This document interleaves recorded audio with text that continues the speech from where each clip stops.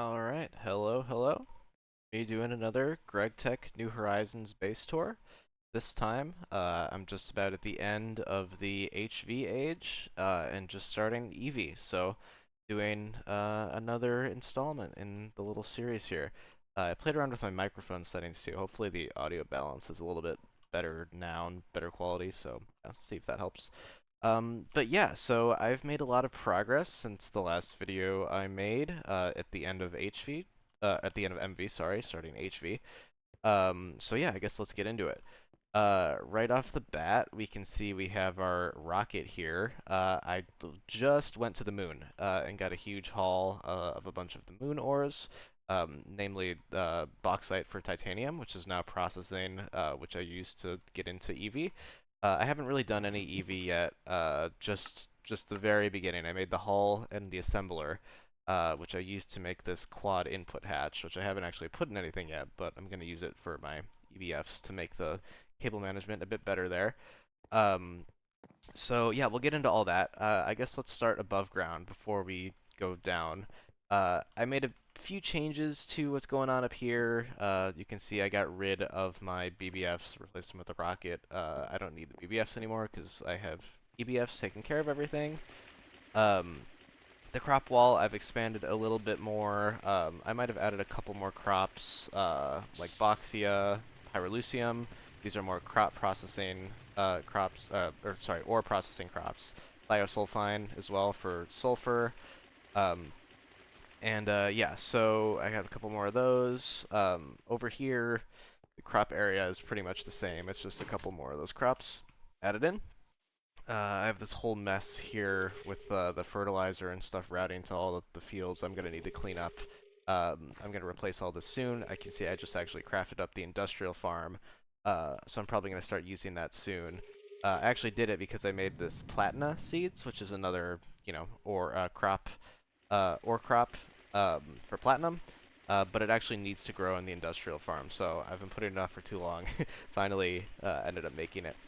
But yeah, you can see I've built up above ground the structure a little bit. I'm doing a little bit more crop processing here, although this is very new, so I haven't put in much yet.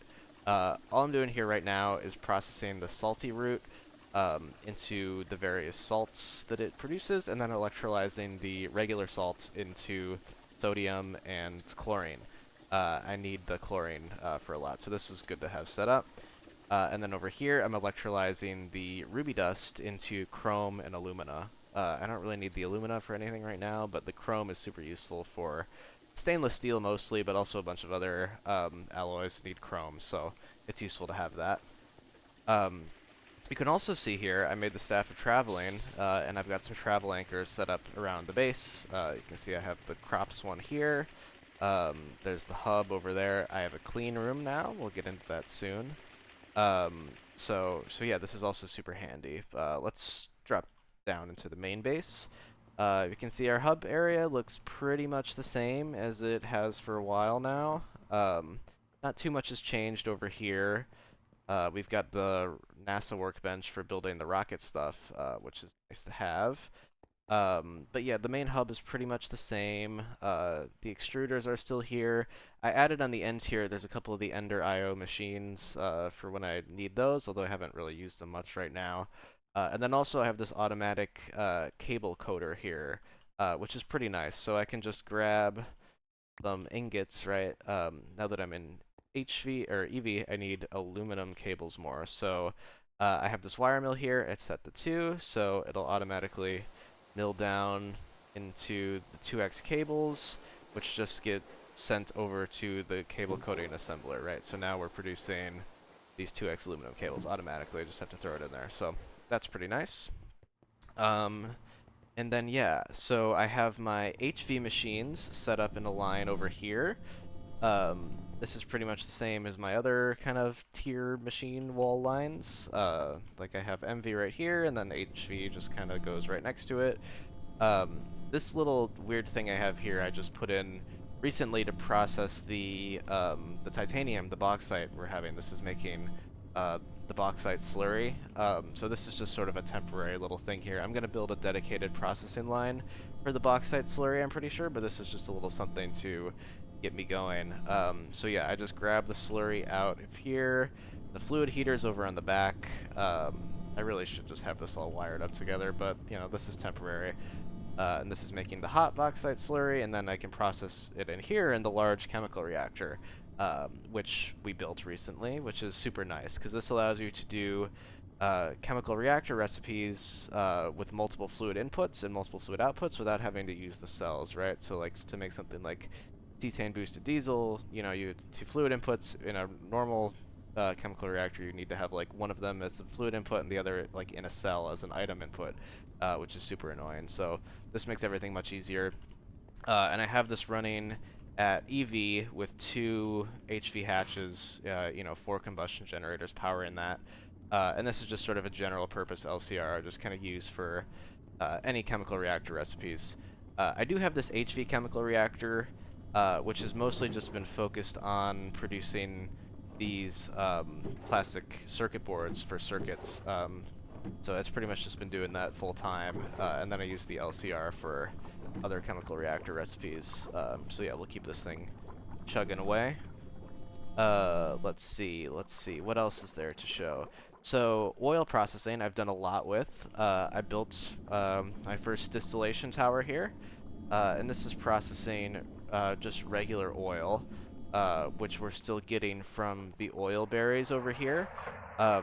I was running a little bit low on the oil berries. We were starting to drain them faster than we were producing them, so I added another stack of farm up here, and this is fine now. Now we're net positive and we're building up a surplus. And I still just fluid extract them into the super tank here full of oil. Um, I know you can distill the oil berries directly in the distillation towers, but I was looking at the ratios and it seems like it was a little bit better to like um, first process them. I could be wrong about that. I might have miscalculated that, but whatever. I already had it set up to fluid extract them, so it was easy enough to just continue doing that. And then over here, I've simplified the diesel setup a little bit. I've removed those single block oil distilleries from the raw oil into the light oil. Instead, we're just taking the light oil product from this distillation tower.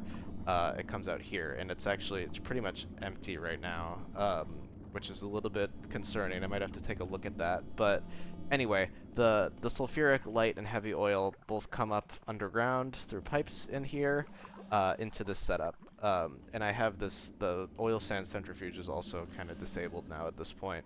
It's just using the products from there. And I have the sulfuric acid generator as well turned back on. I fixed the issue with that.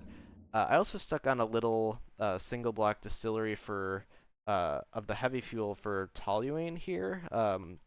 I needed a bunch of TNT for the rocket stuff. I'll talk about in a little bit, and I needed a source of toluene for that. So I just stuck this on here. It's also now disabled because I have a better source of toluene, but I had that for a while. So yeah, I guess back to the distillation area. I have this other distillation tower set up for naphtha. So for a while, I wasn't doing anything with the naphtha. I was just letting it build up and I guess voiding excess. But then I started doing this setup here. So first, it comes out into this large chemical reactor, which is doing desulfurizing. It just outputs the hydrogen sulfide here and electrolyzes it to shock out the sulfur and feed the hydrogen back in here, so there's no hydrogen input. It's a closed loop. And then the desulfurized naphtha goes into this oil cracking unit, which originally I had producing severely steam-cracked naphtha, but now it's just doing lightly steam-cracked naphtha. And the steam is just coming underground from our boiler over here. There's a pipe that just runs all the way underground down here.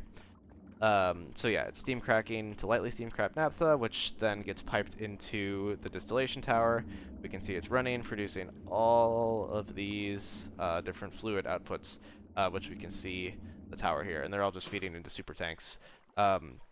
So one of the main reasons I set this up was to get a source of hydrogen. I was really starting to struggle with the water electrolysis source of hydrogen that I've had running for a while over here. This used to be an MV electrolyzer. I upgraded it to HV, but it still wasn't really keeping up. And I also replaced the oxygen production with, getting it from sugar beets, which I think I had in the last video. If not, I'll talk about it here. But it's also producing hydrogen, which was not keeping up. It's full now because I've supplemented it with other sources, but it wasn't keeping up for a while, so I wanted to get all these, different hydrocarbon outputs from the distillation tower, and then you can process them in various ways. So I have that up here. It was producing methane and ethylene in huge quantities, so I'm just electrolyzing the methane into hydrogen, and it also produces carbon, which I have just running with the item conduit down into here. And then there's a packager for the tiny carbon dust output that you get from distillation, so it's just storing that excess carbon. And then I have this electrolyzer powered by actually a gas turbine here from all this ethylene that we're also producing from distillation that we don't really have anything to do with. Probably what I should be doing is piping this ethylene over to the polyethylene setup over here and using that. But I still have this running steam cracking the refinery gas that is coming from the main distillation now to make our polyethylene. And also PVC. I have like a partially automated PVC down here where I can just switch the output of this tank, the ethylene tank, to go to either the polyethylene or the PVC production, and I just needed a little bit of PVC for like a couple of things, so it doesn't do all that much, and I didn't feel the need to fully automate it, but I should probably do that soon. This needs a hydrochloric acid input and a oxygen input manually, so like I just need to take these empty cells over to the oxygen, fill it up with oxygen, and stick these back in here, and now this will start producing PVC. So yeah, this should all be automated, but for a temporary thing, it's fine. Yeah, so I guess that's the main stuff with the distillation area. I also have this desulfurizing the sulfuric gas to produce the refinery gas, which then gets piped into this gas turbine to power this distillation tower too. I figured I would just use some of these products here instead of letting it be voided in the super tanks, like maybe get some use out of it. So I have it producing power here, and we're saving a little bit on diesel because that has been a problem a couple of times. We've kind of exceeded our capacity to produce it. Right now it's okay. I've got a decent buffer in the super tank, but you can see it's actually draining, and we're not producing, I guess, enough light fuel to keep up with it as our current problem here. So I could also route the light fuel from the naphtha distillation in there, which I should probably do, but it doesn't produce very much of that, so that's not going to do all that much to help. So yeah, I don't know. We'll need to do something there. I do want to switch to cetane boosted diesel to get better, more dense power, and hopefully it'll stretch further. So I made a big batch of that for the rocket fuel, which I have in the super tank over here. Just a little bit of cetane boosted diesel. So I want to set up an automated production line for that, and then we'll switch to using that for power. So yeah, but I need to get the kind of basic gas inputs automated to that. I have the chlorine done over there, which I think you need. The methane and all the distillation products will also be helpful for that. So yeah, I think I'm definitely in position where I can do it. I just need to set it all up. Let's see, what else should I talk about? Down in this area, this hasn't changed all that much. We still have our HV macerator. I upgraded the thermal centrifuge to HV, so that works a lot faster now, which is nice to have. The vacuum freezer, I replaced the chemical bath with a proper vacuum freezer, which does the hot ingots that need to be cooled are automatically sent into here via the conduits underground, so we can see that they just get sent down here into this type filter for the hot ingots. I also added this new quad EBF because we were a little bit stretched thin on this double EBF that I had before. I upgraded the coils here to nichrome, which is nice, and then also these are both running at EV they each have 4 turbo HV combustion generators powering them. So these run at EV, which suck a lot of power. These just run at HV, which is a little bit more reasonable just for other general bulk stuff that I need cooked. But yeah, those ones are actually off because they don't have anything to do. Let me take some of this aluminum just to give them something to work on. These back to 11. I think I was cooking neodymium in here before, which is another new metal that I get from the moon. Yes, you see there's some neodymium. Actually, a lot of neodymium. That's nice. So yeah, so that's nice. And then one of the reasons I wanted, this is one of the first EV things I made, this quad input hatch, is because of this pipe monstrosity that's going on under here.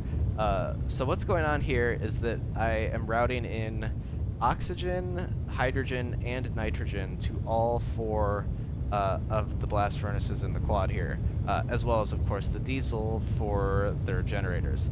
And this is all done with the Gregtech pipes, so it's a huge mess, and I have, various input hatches spread across, some of them being shared, just in such a way that they all get access to each fluid, so I can cook anything, basically, that I want in here and use the better gas recipe for optimal cooking. So actually, I set this up like very briefly before I got access to Ender IO fluid conduits, which would have made this a whole lot simpler, because I could use the different color channels to put all the fluids in the same conduit instead of having to do this nonsense, but it's already done and it works, so, I just left it alone.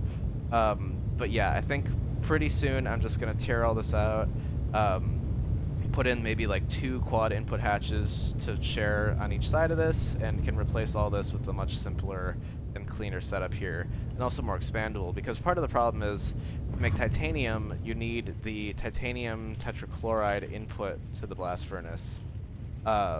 So yeah, and there's not really space for it. So when I was cooking up my first batch of titanium, what I basically had to do was come down here and just like unplug this pipe and then like flush this out and replace it with the titanium tetrachloride. So yeah, definitely want a better solution to that. Although I think I'm going to set up a dedicated production line and EBF for the titanium, so I won't really need to worry about that in normal operation.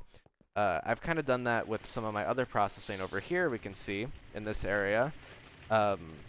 This is all mostly the same, but I've expanded out over here. We automatically cook some of the iron that we produce, and we can see we've drained it all. The iron that we automatically produce from the ore berries gets cooked into this cast iron here, using the charcoal dust as the source of carbon. I just ground up a couple of those charcoal blocks that I had. It's actually almost out. Wow, I should replace that. I could also use the carbon dust that I get from the sugar electrolysis, but I didn't really have that much. It's not a super reliable source of it, so I just went with the charcoal. Although I get tons of carbon from all kinds of places now, so I could switch this over. But anyway, it's powered by this EBF. That's just a dedicated EBF to cook steel out of the cast iron dust. We grind up the cast iron into cast iron dust. This used to be wrought iron. It got renamed in one of the dailies to cast iron. Yeah, I have it turned off right now just because we had a lot of steel and no iron. So I should set up some automatic kind of level balancing stuff, but once I get AE2, I'll do more of that. And then a similar thing here. This is a dedicated EBF just for cooking aluminum. We could cook it directly from the aluminum dust that we get from grinding up the ore berries. I also could cook it from all that alumina that we're getting from electrolyzing the ruby dust. Could definitely do that, and then cook it with the carbon, I guess. Maybe that's something I'll do, because I've got aluminum coming out of my ears now. I'm getting it from so many different places. But anyway, this is just cooking aluminum using the compressed aluminum recipe. What I did is I just cooked up a couple batches of dust, like through the compressor here. The compressor's really fast, and it produces a lot of this aluminum really quickly, way quicker than this stuff can cook through it. So I just made a big batch, and it's slowly processing through it all, producing me passive aluminum. So we can see it over here. I've got a good bit of it. And then also the steam separator, this is processing the end stone dust that I'm getting from the end lily crops. And that produces sand as a byproduct, some helium that I have stored in a super tank, which is almost full actually. I had this cooking as fuel in the EBF before, but it was draining it faster than it was producing it. But now we seem to have reached a different balance here, so maybe we'll switch back over to that recipe. Um, and also some platinum and tungstate dust. So we are not really using this for much of anything right now, but I think this will be useful probably pretty soon. And then also, just over here, I'm processing some alloys passively as well with some of the resources we're getting. The copper and redstone are extremely abundant, so I just fill up a drawer with red alloy, and then same with copper and tin, making me bronze passively. So this is useful as well, just to have these fully stocked on hand. Yeah, I think that's everything over in this area. What else we got? The clean room. I set up a clean room down here. Where we produce all of our circuits now, and then cutting wafers, and then there's also an assembling machine in here. You can see I have all my circuit parts being stored in here, and get processed in the circuit assembler. I made a pretty big clean room. I had grand visions of setting up all kinds of circuit passive automation in here that didn't really materialize, but I made these 3 MV circuit assemblers that have just been sitting here not doing anything. So not the best maybe planning there, but oh, my scanner is nice.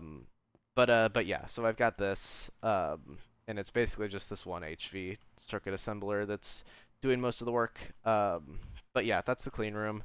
And then yeah, I have the travel anchors in here now, so we can teleport in here without opening the door and contaminating. So that's nice to have. And then yeah, I think that's most of the stuff under here. Let's see, this is some of the wiring underneath the distillation towers. You can see it's just kind of pipes going everywhere. My travel anchors are super nice to zip around the base quickly. I've been making heavy use of those. You can see how easy it is to just move around. And I also set up a wireless charger. You can see it charging right here. It's just behind the MV machines right over here, I think. Yeah, right there. So this thing just stays charged, which is super nice. Yeah, I mean, I think that might be pretty much all there is to see. Let's see. I mean, we could go to the moon and see some of that stuff, but there's not really anything to see there. It's just kind of a basic base and some miners. I set up a wither killing chamber in the nether. It's basically just a blast-proof box on the bedrock roof, just for killing them. That's not too interesting. Thaumcraft, magic stuff, I still haven't really done anything there yet. It's pretty much the same progress as it was before. I just have my Wand of Equal Trade. Pretty nice. So I definitely want to do some more of that. I'm thinking I'm going to build out like a wizard tower, like right over here. Once I kind of broke the seal on building above grounds, I was sort of avoiding doing that just because I didn't know how I wanted to interact with the stuff that was already here. But since I sort of broke the seal with the crop processing stuff, I think it'll be easier to build that out. So I'm going to build like a big tower, I think, sort of stretching out over the water, and then connected in here. So I'm going to work on that soon. And then, of course, the big thing looming on the horizon that's kind of top of my mind is AE2. Now that we have titanium and EV stuff, we can actually start getting into AE2 and wiring up the whole base together with that, which will be so nice. I'm so looking forward to it. I'm extremely excited. It's gonna be great. So that's gonna be a lot of fun. Definitely gonna get into that momentarily. Probably right after I finish recording this video, I will go and start working on that. I gotta collect all the patterns and stuff. But yeah, I want to do that. The other thing is, I mentioned before, the dedicated titanium processing line. I think I'm going to do it right in this area over here, just so I can passively feed in the bauxite, crushed bauxite ore, or maybe even just the straight up raw bauxite ore. These are all my compressed chests from the moon. Let's see, so I do all the bauxite? I might have processed all the bauxite. But yeah, it had it coming into this chemical reactor, producing the purified bauxite, which I've just been manually coming over to the HV mixer over here and throwing this in to make the slurry. And then I move the slurry to the fluid heater, and then I move the fluid, the heated slurry into the chemical reactor with carbon dioxide that I get from processing the calcite that I get from the crops. That also makes the quicklime that I need for the slurry, so that's nice. And I mix the carbon dioxide with the slurry and this aluminum hydroxide, which I get from, I think I also got it from, I think I got this batch from like Soda Light or something, but I think I can also get that from the Ruby, which is maybe something I want to do because I get that passively from the crops. So anyway, and then yeah, at the end of this you get the titanium, or you get the, once you centrifuge the bauxite slag, you get the rutile, which I have a lot of here, which is super nice, and also the gallium, which is a nice byproduct. You cook that with the titanium tetrachloride. Well, you take the rutile, you turn it into titanium tetrachloride with all the chlorine that I now getting from salts, which will be nice. And then you finally cook it all in the blast furnace. So I want to put that whole thing in a dedicated production line over here, I think is the plan. And then once I have sort of a stable source of that, I'm going to get into AE2 and wire up the whole base with the AE2. I've thought about moving to the personal dimension, because I have access to that now. I have titanium. I can get the personal dimension and kind of make a whole base there, but I'm kind of attached to this base. I like it. I don't really want to move. So I think I'm probably not going to do that. Maybe I'll probably still use the PDIM for something or other, like stick in, like maybe I'll build like a mob farm there or something, just so it's not like laggy in the main base. Although actually I don't think mobs spawn in the PDIM. I think they would with a powered spawner, but like if I wanted to do like Cursed Earth or something, I don't think it would work. So I don't know, stuff to figure out there. But yeah, I think we're pretty much ready to go to EV. Not sure where I'm gonna put the machine line. I'll have to sort of figure that out. I just stuck on the a transformer and then the assembly machine over off the back of the HV line here. Maybe I could just put them. No, that's a bad idea. I was thinking I could just like put them right behind. But that sounds dangerous. Maybe down here, over by where I have the diesel. I'm gonna redo all this diesel setup too with the large chemical reactors.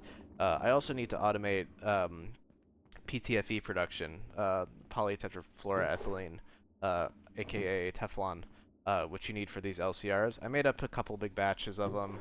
I think I have none left. Okay. I need to make a bunch more to produce more LCRs for all the automation, and then also to produce the diesel faster, as well as the tetranitromethane for the cetane boosted diesel for better fuel. So lots of stuff to work on. Oh yeah, I stuck the implosion compressor down here too. I'm not sure if I mentioned it, but yeah, I used the implosion compressor for making all the compressed plates for the rocket. So yeah, I think that's pretty much it for my updates here. Yeah, so that's it. Things are going pretty well so far, I'd say. Still having a lot of fun with the pack. Definitely getting a little bit more complicated here, but now that we're on the cusp of having access to AE2, I think that's going to simplify a lot of things, and that's going to be really great. So, yeah, excited for that. Excited to check out some of all these cool big multi-blocks that the pack has now that we're getting closer to that, because there's tons of them. So, yeah, that'll be fun. Yeah, I think that's gonna just about do it for me. All right, have a good one. Take care.